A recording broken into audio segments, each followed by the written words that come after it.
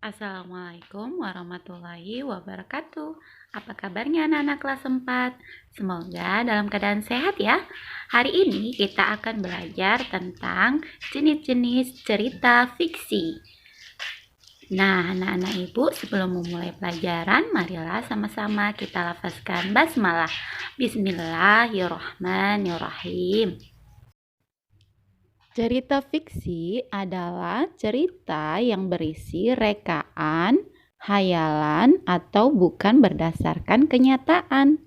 Nah, anak-anak ibu, kita mulai dari yang pertama, ada cerita jenaka.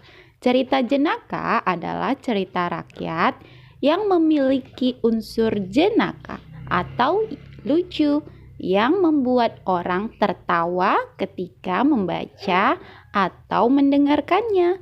Contohnya cerita Si Kebayan. Yang kedua ada mite.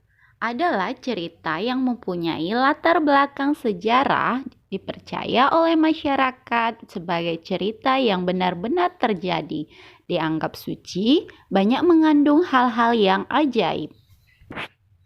Dan umumnya tokohnya dianggap sebagai dewa. Yang ketiga ada fabel, adalah cerita fiksi yang tokoh pelakunya berupa binatang dan memiliki tingkah laku seperti manusia. Contohnya seperti cerita Si Kancil dan Buaya, Si Kancil dan Serigala Licik. Yang keempat, legenda. Legenda adalah cerita rakyat dahulu yang berkaitan dengan peristiwa dan asal-usul terjadinya suatu tempat. Contohnya, asal-usul Danau Toba, asal-usul Surabaya. Yang kelima, sage adalah dongeng yang isinya mengandung sejarah, menceritakan keberanian dan kepahlawanan. Contohnya Ciung Wanara dan Damar Wulan.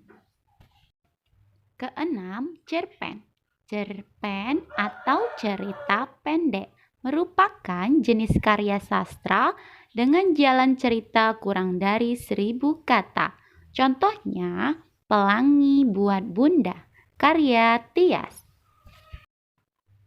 Ketujuh, novel adalah karangan prosa panjang yang mengandung rangkaian cerita kehidupan seseorang dengan orang yang berada di sekelilingnya dan menonjolkan watak atau karakter dan sifat setiap pelaku.